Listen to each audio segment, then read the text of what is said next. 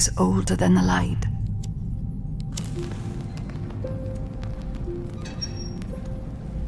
At last a day dawned, and we rose with this first light.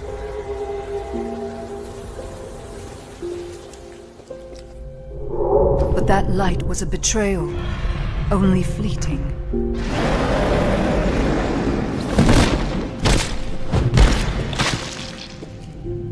In its wake, the night returned to claim us. After lifetimes, the light grows again, faint and vulnerable.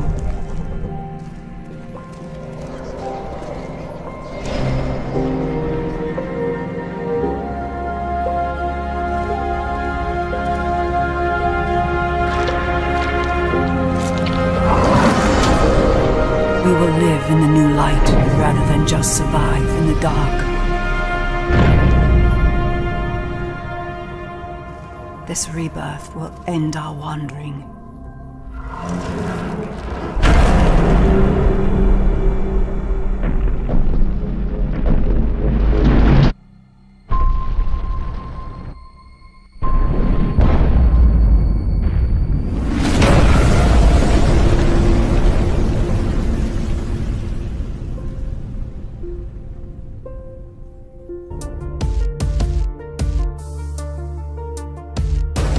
Hey, what's up everyone? Daniel Kaiser here at E3 2017, and right now I'm chatting with Derek Bradley, who's the game director on Ashen. Definitely a big game here at the show. We got to see a lot more of it this year, so let's dive right in. Good to see you, Derek. Thanks for joining us. Tell us all about Ashen here at E3. Sure, so just to give you a really brief rundown of Ashen, Ashen's an action RPG game. So it features stamina-based combat, which is generally quite high risk, and adrenaline-based kind of stuff, and then passive multiplayer. So there are no real barriers to you connecting with other people. You can kind of just wander around our big open world, and people will just kind of walk into your view, and you can choose to stick with them or run away from them, do whatever you want to do. But essentially that's our way of balancing out the harshness of the combat, and then there's a really fluid way of getting other people to help you out with the world, whether they're helping you in really tough fighting situations, or if they're just showing you where secrets are, or just touring around the world with you, really.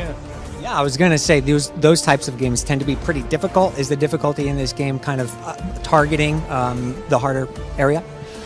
Really good question, because people can do a lot of it by themselves too. So for people who want to be really hardcore and take the more difficult route, there's definitely that still. But in general, we are using our multiplayer to pull it back a little bit, to make it a little bit more user-friendly, and while the challenge is still very much there, and you've got to really work out how things work and figure out the bosses, figure out the kind of tactics of each enemy if you want to perfect it. There is that little bit of softness of people will kind of teach you how to do it naturally because they're around you all the time. Yeah, one of the unique aspects of this game obviously is the art style too. It's a beautiful game, it looks wonderful, maybe not even indicative of the type of gameplay that it offers. It seems kind of inviting and welcoming, but at the same time a dark world to explore. It's in a really interesting space. Tell us how you landed on the art style. Sure, so the art style is actually a really interesting question. You can see it behind us, they've got no faces.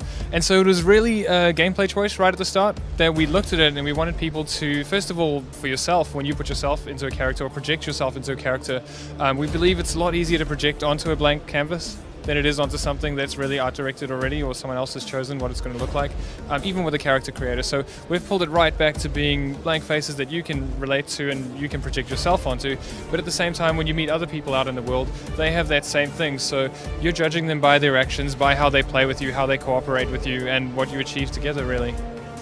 Your team achieved something great when this past week at the Xbox press conference when the game was shown on stage. Talk a little bit about what that moment was like for you all. Sure, that was a really exciting moment. There's nothing quite like it for a gamer like myself. Getting into an E3 conference is amazing. And we don't even know what's going to happen at those things because it's so secretive. It's such a special moment that we didn't even know Phil was going to mention us. We didn't know any of that sort of stuff. And seeing your sort of hard work put out there is just an amazing, amazing moment. So, obviously using Unreal Engine, talk a little bit about how Unreal has played a role in getting this game to where it is now and how it's helped the team.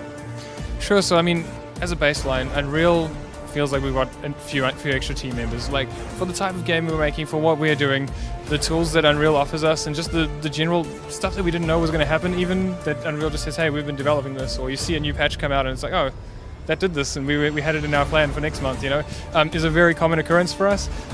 So if you're trying to make something big, ambitious, something like Ashen that is kind of, we're a small indie team doing this thing, Unreal is an absolute godsend to us.